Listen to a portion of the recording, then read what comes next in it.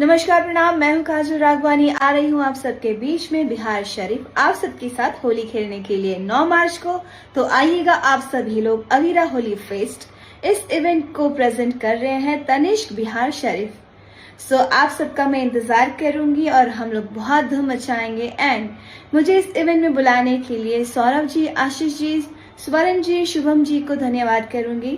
Thank you so much. मिलते हैं 9 मार्च को आप सबके बीच में बिहार शरीफ अवीरा होली फेस्ट में।